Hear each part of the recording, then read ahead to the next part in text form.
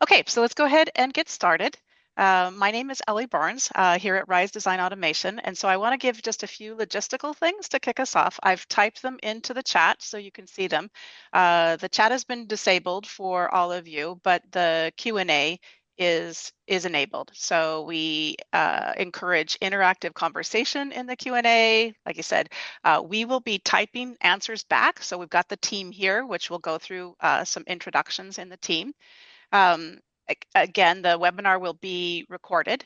And then at the end, we will have a more live Q&A where you can continue to type if that's what you'd like to do, and I'll read the questions, or I will enable everybody to be unmute. So right now, everybody's muted and you can't unmute yourselves, but at the end, if we need to clarify a question or you want to have more of a conversation to ask deeper questions, we welcome that. Again, we highly welcome type in questions whenever you think of them. So I think that's the big thing. So right now, I'd like to introduce Daniel Nenny from SemiWiki and take it over to do the introductions of this joint webinar we're doing together. Great. Thank you, Ellie. Welcome, everybody. I just wanted to introduce the speakers today. The first speaker is Mark Lasser, a distinguished verification architect and methodologist with over 30 years of experience. He co-invented open verification methodology and universal verification methodology, which have shaped modern semiconductor verification practices. We also have Mike Fingeroff, Chief of High-Level Synthesis at Rise Design Automation. With over 20 years experience in hardware design automation, Mike has specialized in high-level synthesis with a focus on machine learning and early performance modeling using SystemVerilog, System C, and MATLAB. Okay, let's get started. Okay, thanks. Go ahead, Mark. And then everybody else, you probably undo our videos and just let Mark take over the screen. So, do you see the slides? We do, and so go into slideshow mode. All right. Well, first I want to... Mark, we're still... Oh, there you go. There it goes. Perfect. Thank you. Okay. First, I want to thank Badru and Alan and Mike and Ellie and the Rise Design Automation team for inviting me to speak today. So today I'm just going to talk for a few minutes about the notion of abstraction, something that we talk about all the time, but I'm not sure everybody has a clear idea of what it means. Hang on, there we go. Often when people hear the word abstraction, their mind goes into kind of this fuzzy space. What's abstract, what's not abstract, and so on. Here's an example of an abstract painting by Pablo Picasso, but he was not building electronic systems. He was just creating, I shouldn't say just, he was creating art about what he thought and not necessarily what he saw. But in electronic design, we think about abstraction in a bit more rigorous way. A lot of times when we're talking about abstraction, the first thing people think of is removing details, and that's not entirely accurate. You're not just ripping things out of a design and just saying, well, now it's abstract. It's not the Cliff Notes version of a design. That's not what abstraction means. We talk about things going up to a higher level. Okay, that's fine. Let's figure out what exactly that means. So when we talk about an abstraction in the context that we use every day, we're talking about models of computation. So a model of computation is a system of data objects and operations to do something, right? To compute something. And a model of computation contains three essential elements: some kinds of data, a set of operations that you can perform on the data, and some means to control or sequence the operations. So we'll start looking at data. At the very lowest level is things like voltages and currents. And then we can start moving up the ladder to ones and zeros, bits and bytes, integers, numerical values, a floating point, fixed point. Finally, we can get to aggregate types and classes and data structures. So as we go up to higher levels of data, we have more complex things that we can do with them. When we talk about operations, there's a whole wide range of things. Here's just an example of some of them: logical operations, arithmetic operations, set operations, system operations. So, like when you're a CPU instruction, for example, or something like that. Larger scale operations like working on matrices and so on. Sequencing, there's a gazillion different ways to do that in some formal way. We can look at Turing machines, which is a very basic but powerful way of thinking about how to do computation. Finite state machines, Petri nets is another way of sequencing operations. In von Neumann CPU, which covers kind of the traditional procedural style programming where one thing happens after the next, or the next thing happens, they happen sequentially. Functional programming, where you call functions to invoke operations. Con networks, which is a form of concurrency that has properties that make it very deterministic. And then more general concurrent systems where things are controlled by locks and mutexes and blocking and non-blocking operations. So familiar models of computation that we use in electronic design all the time, which I'm sure everyone's familiar with, things like transistors, where we look at transient analysis of how a system works. Gates and RTL, which are very similar, but the set of operations is a little bit different and the data is a little bit different. Gates are a little bit lower level than RTL. Cycle accurate RTL, where the sequencing is different than just plain old ordinary RTL. And then we get to transaction level modeling, TLM, where data is at a much higher level. We're dealing with class objects usually, and time is not as precise as it is, for example, for cycle accurate or lower level models. And then there's the notion of higher level versus lower level. So the lower level data is lower level, and the basic idea is that lower things are closer to the physical hardware, and higher level are farther away from the physical hardware. So more more complex operations, higher level data, and that's what characterizes higher level abstractions. An example from the programming world is C++ versus Python. The C++ is a much lower level language than Python. In C++, in both languages, you can write procedural code, you can write functions, and you can build classes and things like that. But in C++, the fundamental data types are bits and bytes and integers and floats and pointers and things like that. Whereas in Python, the fundamental data types are tuples and lists and dictionaries and strings and things of that sort. There's no notion of pointers, and there's no notion of kind of lower level management of memory. It's all handled behind the scenes, and so that makes it a higher level language. Likewise, operations that occur in Python or that are available in Python are higher level operations on tuples and lists and so forth. Now you can certainly construct all those in C++, but they don't come for free out of the box. And of course, abstraction is used very heavily in verification. We write test benches at a higher level using higher level data and higher level operations.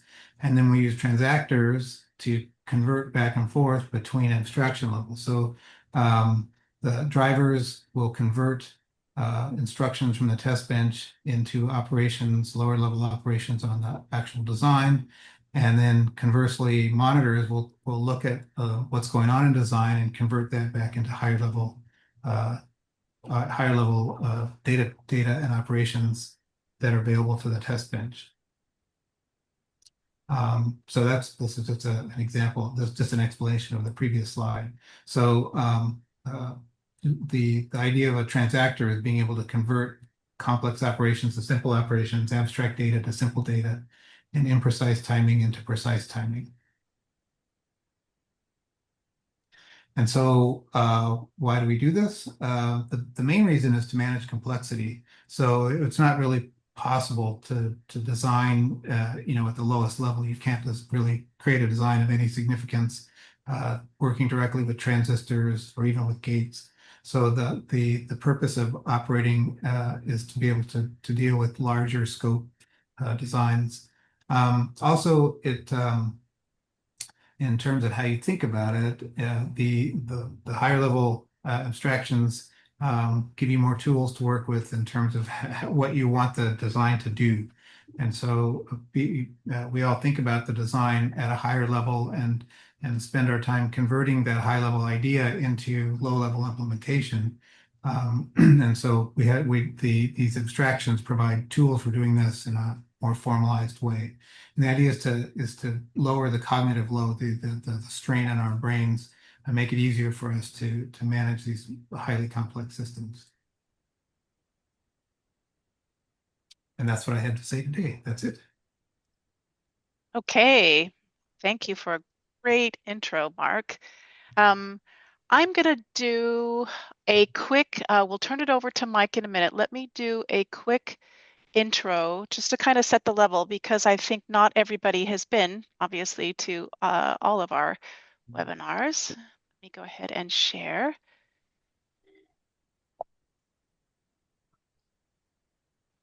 Okay. Oops. Did that take over? Place the current chair. That screen. Okay. Can everybody see that okay? Yep. Okay. So yeah, I will do a quick intro and then we'll turn it over to Mike. Just a little bit about who we are. We are Rise Design Automation, and our focus is delivering implementable, verifiable, high quality RTL in a way that's practical and exists today. We were founded in 2022, a veteran EDA team. Don't want to say we're all old, but we all are very experienced with decades of experience, and came out of stealth mode in 2024. Currently 10 employees located here in the United States. So a little bit about us and who we are. And really, one of the things that we are seeing that our customers want, and what we're doing is enabling this bridge between the highest levels of architecture and design. And the way we're doing that is really a unique combination of abstraction, which Mark gave a great intro to, which Mike will dive into, synthesis down from that abstraction, and intelligence. With all of the new capabilities that are capable with AI now, to be able to combine those three is a very powerful combination. And so we have high-level design, which we will talk more about today in System C and C++, and an industry first with SystemVerilog. That's the raise abstraction. So we need to be able to raise the abstraction and make all of these things, take the complexity out, make them all to be able to think about them and to apply AI. An entire tool chain that will turn that into high quality for power, performance, and area, RTL, and then specialized high-level agents. And the important part about these agents that we have is they not only just understand natural language and code, but they understand hardware. That will be very important in order to get this high-quality hardware. So again, bridging that gap between the software and the architecture and design. These are just a brief intro of the products. And again, I'll tell you where you can learn more about the things I'm saying today. Is again, we are a synthesis and solution that turns SystemVerilog, C++, and System C into high quality RTL, very modular, includes technology libraries and uses your brain. We have a set of generative AI advisors and agents, high and mid-level synthesis, which multiple levels of optimization, which is very unique to us, which gives us ability to have kind of Q of R that's not possible in other tools. And again, we've partnered with Google for high quality structural optimizations in the back end. We have a whole set of verification, which is what we're here to talk to you about today. So I won't dive into that. We'll do some more on that, and debug and analysis. So essentially, that's the solution that we provide. Wanted to give you a quick example. There will be we have a whole webinar on the AI solution, which I'll give you to when we finish here. I'll send out an email that lets you watch that. But the goal for the AI is to basically to have to give you advice from, basically to have an advisor from intent to synthesizable C++, RTL, and test bench. So just some examples. You can ask it, how do I optimize to reduce for area? Help me create a C++ block. Give me a design that implements a multiply accumulate. So you can see here, it is both generation and assistance in help in taking that intent into synthesizable RTL. And then in today, generate a SystemVerilog test bench, since we understand the design and understand the intent. So these are the kinds of examples of what we can bring together in this system with coupling both the AI and the raised abstraction and the interaction with the tool chain. So while today we are going to focus on SystemVerilog, I do want to make sure that you understand that we are language agnostic. You can use, here's a simple example that the exact same code is written in C++, in untimed, in loosely timed System C, using matchlib connections, originally founded from NVIDIA. And then today we will focus on untimed and loosely timed SystemVerilog. So again, we are language agnostic, can do the right language for the right job, depending on how you want to do this, and you can mix and match. Today's seminar we need to kind of keep it within an hour, so we'll focus on the SystemVerilog piece. And launch into verification. So one of the interesting things about verification is that it is one of the most powerful values that we have seen. So as you raise the abstraction of the design, it enables amazing things in verification, partly because it becomes simpler and easier and so much faster. So here is an example. If we have RTL at 1x, the very fastest in verification is a pure untimed C++. And as we kind of move down to the things we support in threaded and mid-level, you adding more detail, you're adding more things in simulation, and slowing it down a little bit, but gives you more control as the user. So really having that combination to be able to mix and match languages in C++ and SystemVerilog and System C, and to be able to truly shift left the verification and to start earlier, which is what we're going to focus on today. I wanted to give you a brief intro of some of the things that we do in verification, and Mike will take a deeper dive and actually a live demonstration into these. So we have full visibility of the transformation. So at a high level, you are transforming from a high level down into RTL. The entire debug system has full visibility into all those transformations. So you can see exactly what in the RTL, where it came from, and in the high level, where it generated in the RTL. We have waveform dumping across C++ System C at the high level, which Mike will show. A lot of extra debug things. So printf, dollar displays that can be synthesized into the RTL to help you with debug. Line and branch coverage for C++ and System C, where Mike will talk a little bit about that. We'll demonstrate mostly on the SystemVerilog side today, but we have all of that to cover all of the language. Coverage closure assistance, which Mike will show a little bit, and results analysis. So again, a full suite of tools and debug and infrastructure to support high-level down transformation into RTL and to help the user be able to debug that. So I'm going to take a quick dive and then I'll turn it over to Mike on the verification side. So one of the things that we have heard is they need to be able to have verification confidence. So you want to be able to, often folks want to be able to reuse the existing methodologies. In this case, they want to be able to reuse SystemVerilog.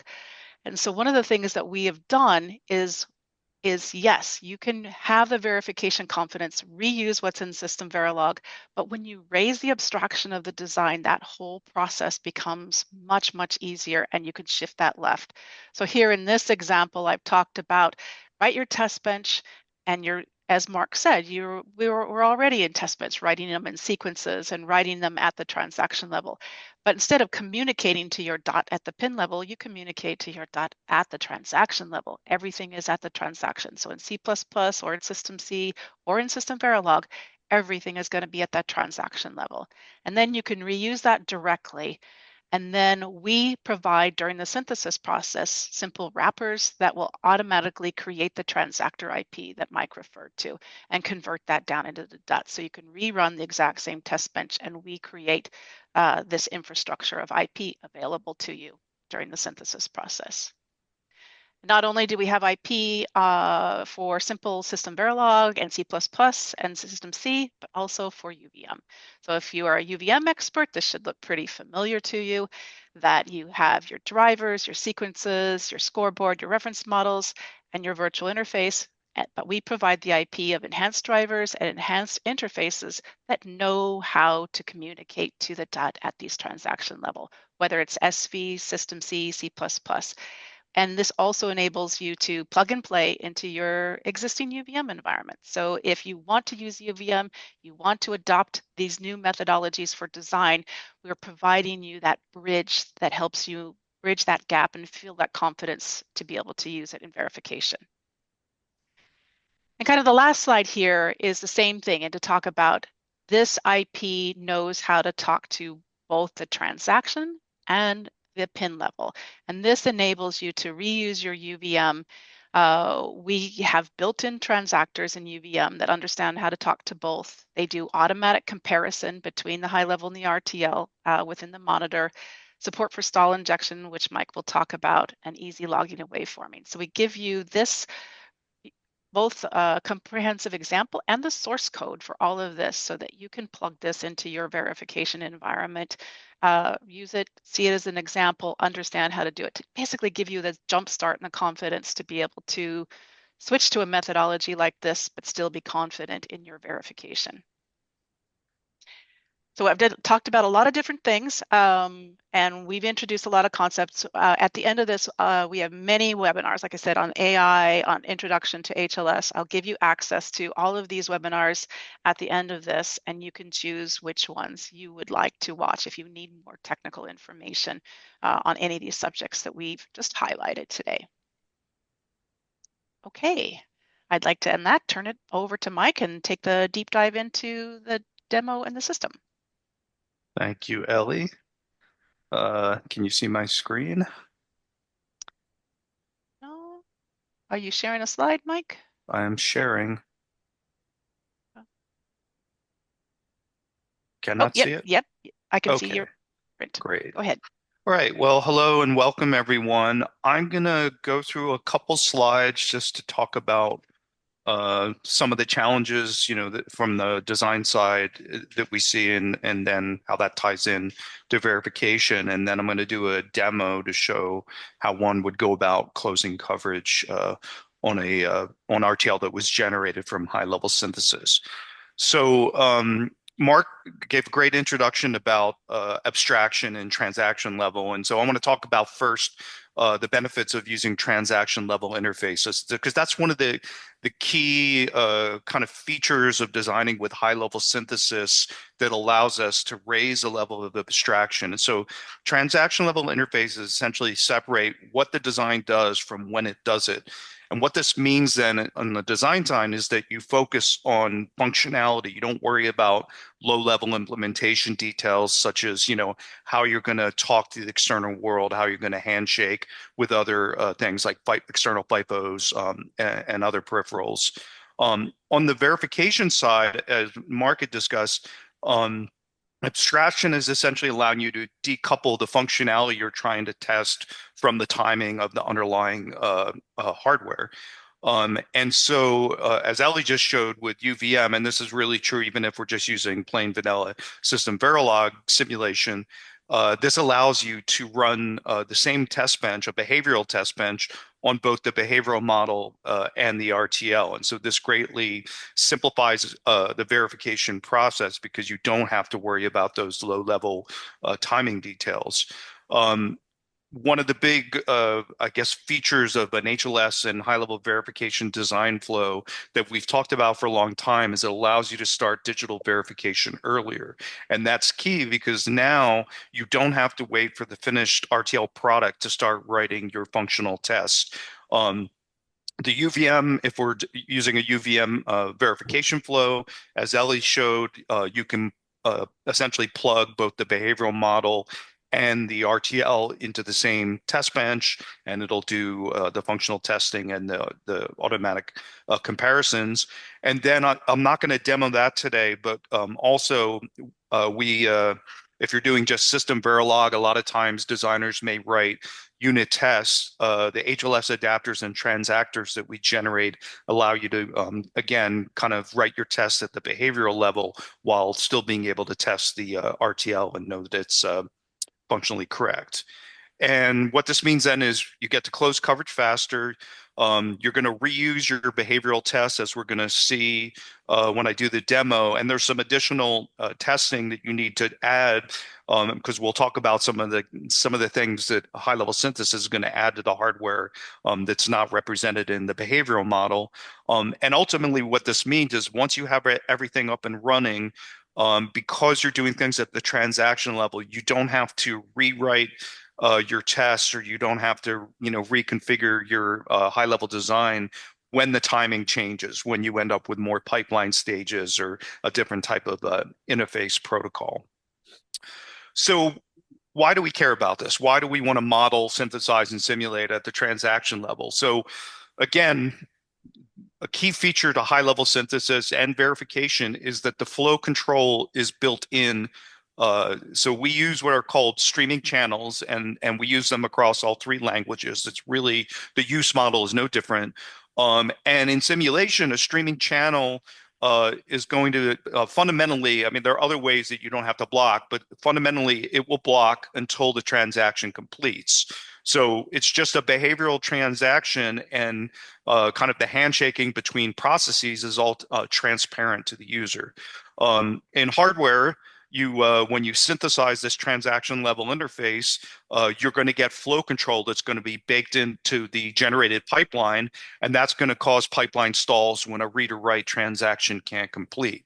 And so this really simplifies, as a designer, you don't have to worry about the low-level details of trying to get your hardware to communicate with the outside world. And as a verification engineer, again, you're focusing on writing functional tests, not worrying about the timing of the hardware.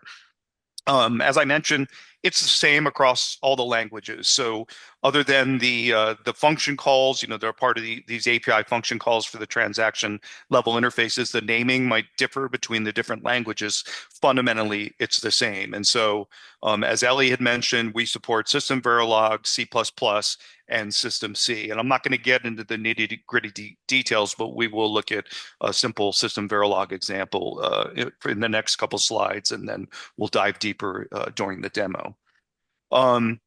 The upside for digital verification, and again, with all this, is that you're driving and observing transactions, not pin level wiggles, and so it makes it much easier to create tests where you're really doing functional testing rather than wondering about low level timing, and ultimately it really becomes timing insensitive.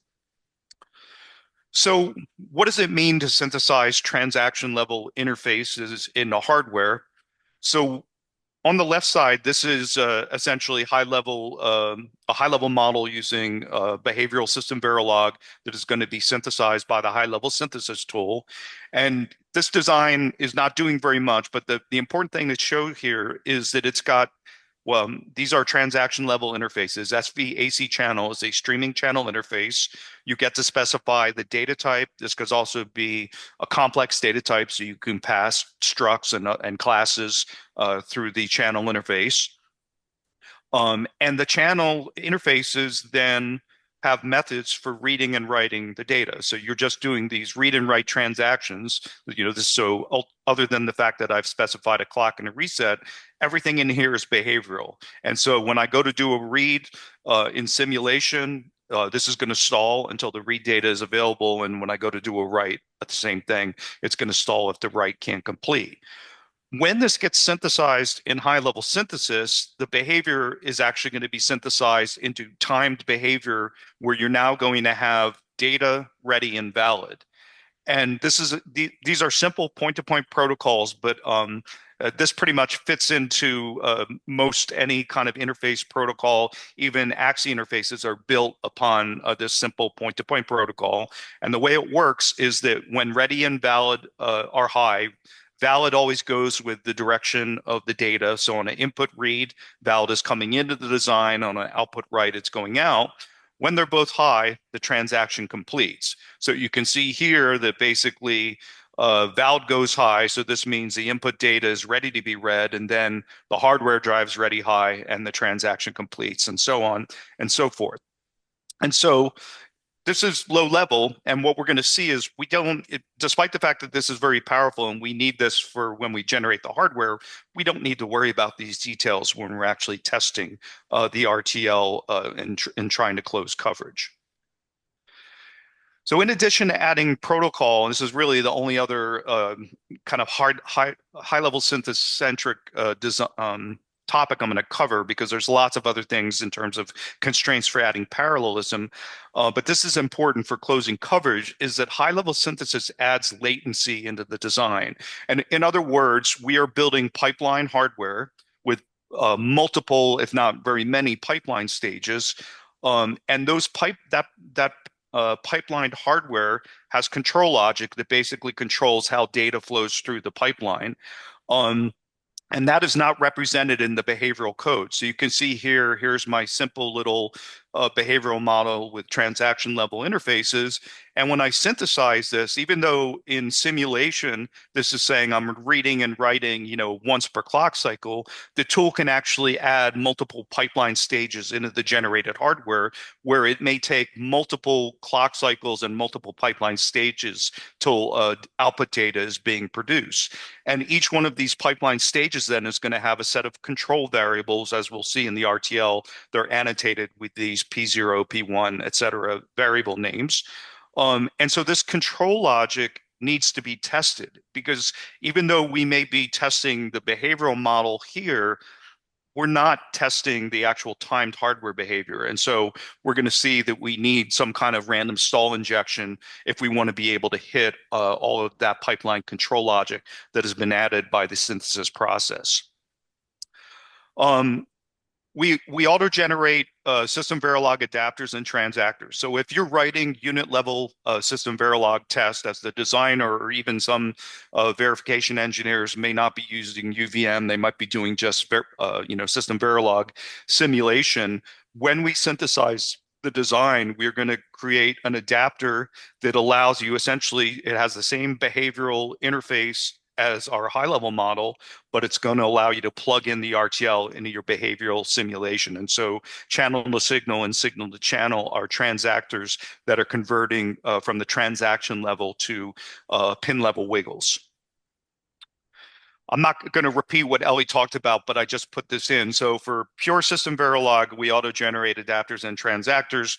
For UVM, we provide a set of pre-built IP that allows you to plug the design into a UVM verification environment.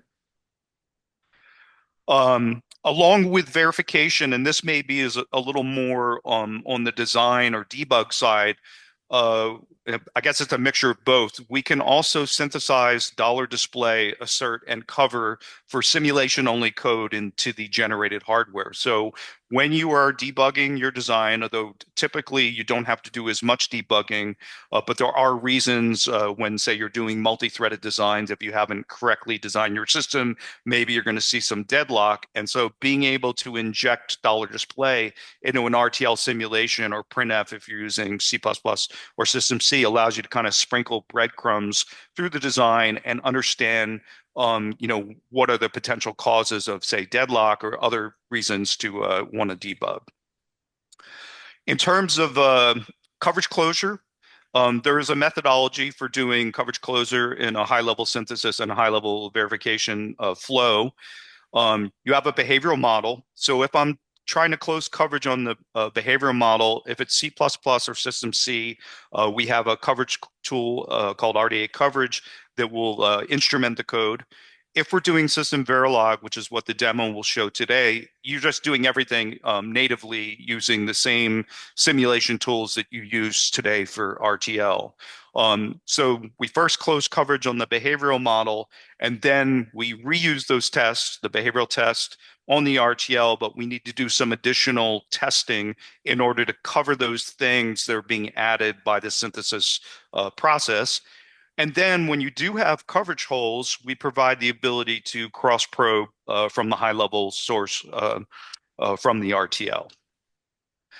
In terms of the C++ and System C coverage analysis, as I mentioned, we instrument the high-level model for line and branch coverage, and then we generate reports on that both that are both textual as well as viewable within RDA Analyzer, which is our graphical analysis tool that sits on top of VS Code.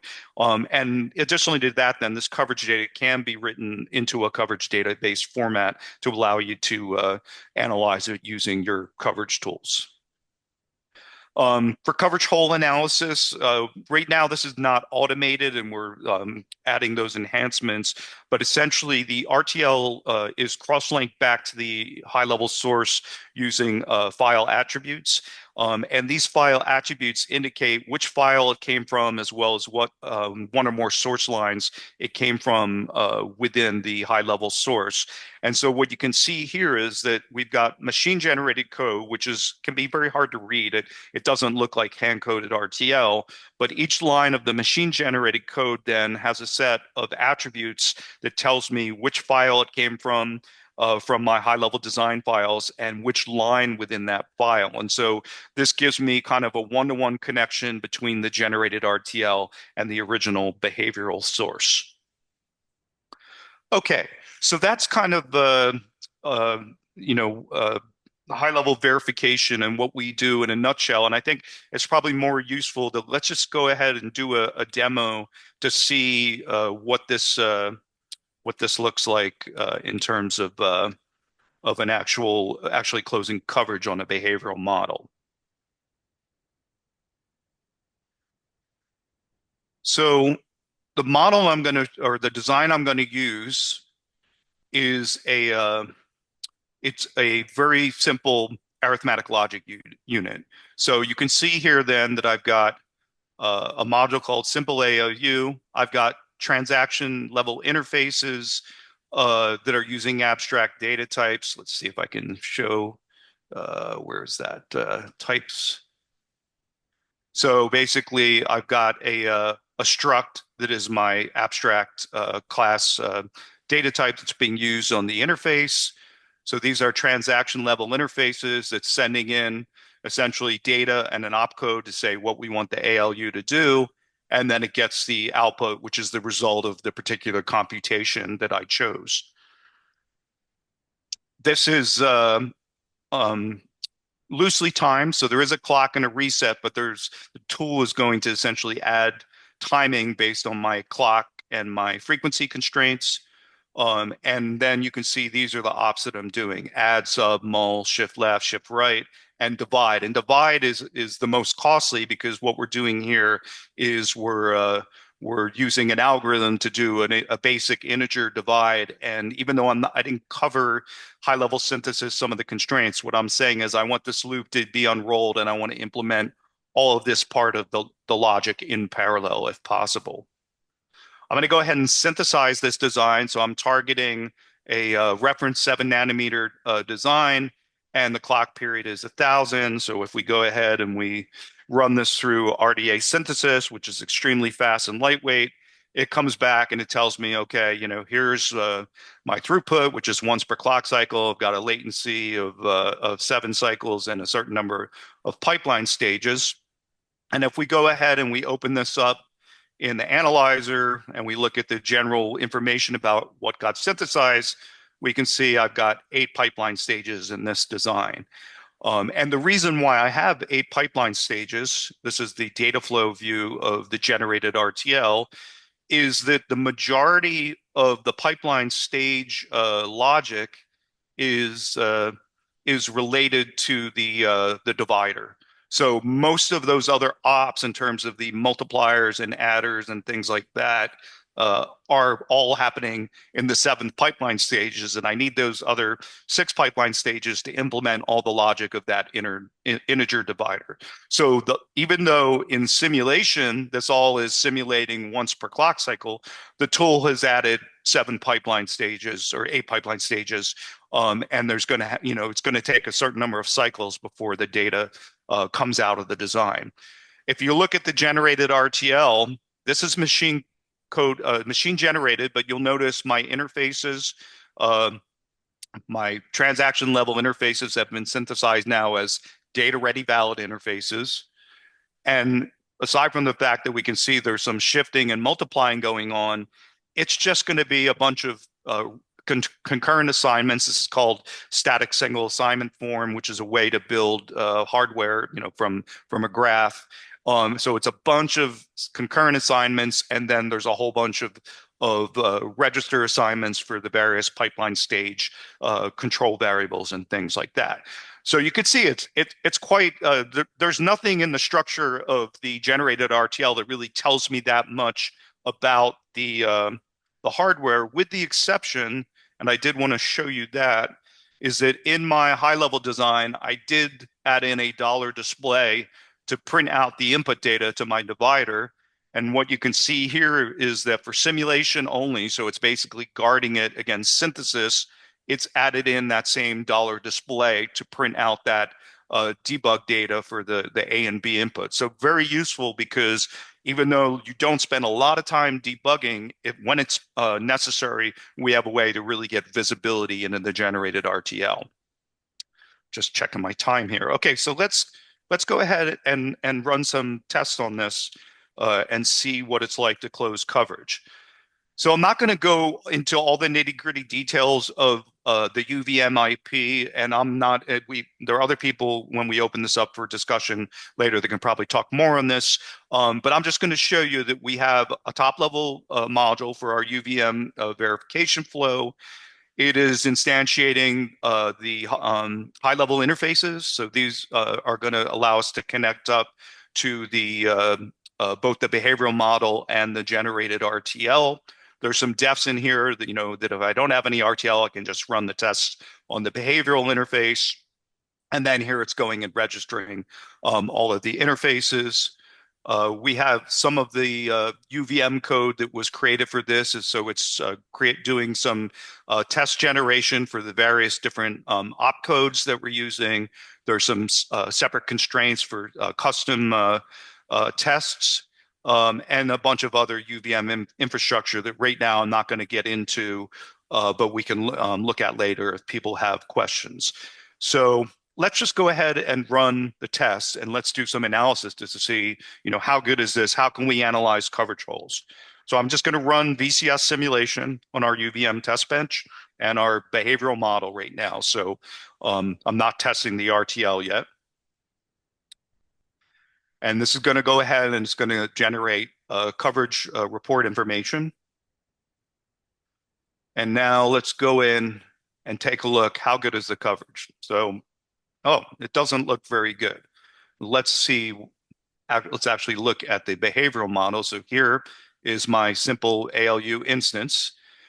And now it's very obvious. I mean, this is just like, doing coverage on hand-coded RTL, or, if we were using a higher level language like C++ or System C, it's completely obvious why I've got really bad line and branch coverage, because you can see essentially I'm not testing the divide and I'm not testing the default case. So I did that on purpose. So you'll notice that in my UVM code, I had some tests that I was telling it to skip. So let's not skip those tests. Let's add them back in.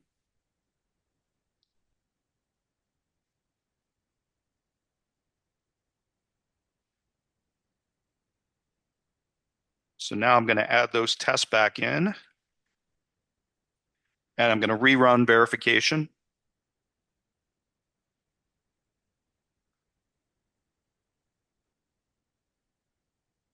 And now let's go back and refresh this. And that's it. I'm at 100%. So that's great.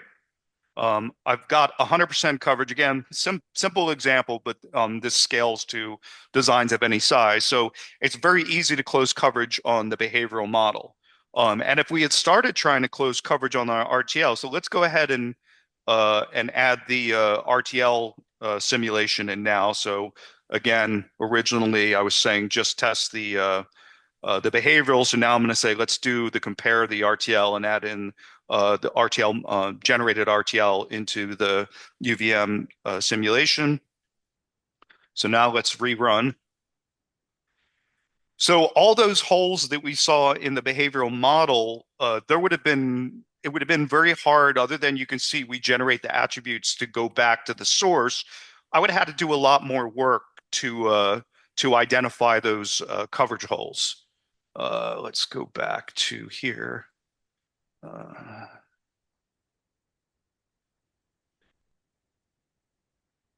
So now I have the high level, the HLB, which we got 100%, but now I've added in the generated RTL. And what we see is that even though the coverage is pretty good, but again, this is a pretty simple example, 100% behavioral coverage did not give me 100% RTL coverage. And it basically, I see that the condition coverage is the worst and branch coverage is 90, almost 97, pretty good.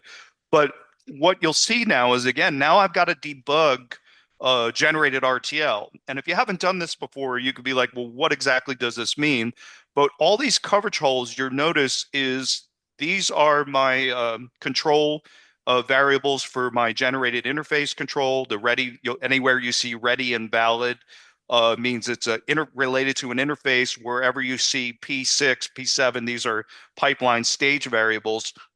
This is showing me that all my coverage holes here are related to the fact that the tool has added pipeline stages into the hardware and control those pipeline stages based on the interfaces. And so that stuff's not being exercised. So the reason why is right now I'm just feeding all the data in continuously every clock cycle. So I'm never stalling the hardware. I'm not stalling the inputs. I'm not stalling the outputs. And that is going to generate those coverage holes. So what I'm going to do then is the last thing I'll do is I'm going to enable random stall injection. And this is now going to start stalling randomly stalling the inputs and the output interfaces.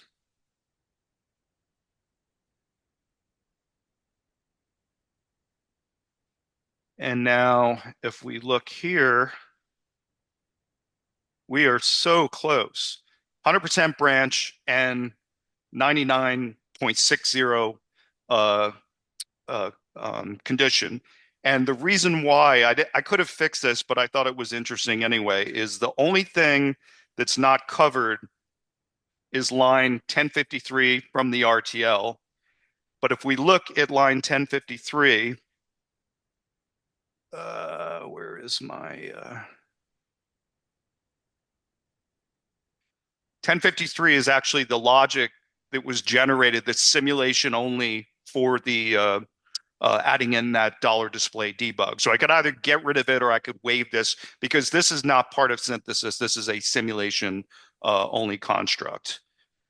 And then just one last thing, and we can open it up to questions and comments, is what I wanted to show you was that when I actually ran the simulation, I asked it to generate waveforms for this simulation. And what we can see now is that I'm just showing those ready valid interfaces so that, it's got the pack data for the input class and the output data. And you can see now that random stall injection essentially is causing the pipeline to start and stop. And so I'm not having to worry about any other type of low-level detail in order to manipulate this hardware, that all those stall injections that are done at the transaction level are being generated into pin-level wiggles that's starting and stopping the input and output interfaces, allowing me to get to 100% coverage. And with that, I think that's probably a good time to stop.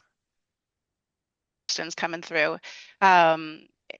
If there's more that you think of, we can continue on the conversation here, but I did want to do a quick summary. So we're really seeing, and this has been proved over the years for high-level verification, the raising the abstraction to the transaction level really does enable this shift left for verification. You can start things earlier, run significantly faster, find bugs easier.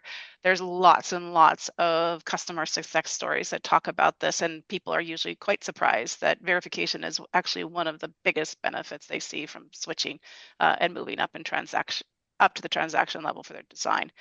We support, again, mixed abstraction, mixed language, and an industry-first SystemVerilog for high-level synthesis. So those that want to use C++ and System C, absolutely. Those that are a little bit more intimidated by that or don't understand how it will work in their flow can use SystemVerilog. So you can use any language, any combination of language.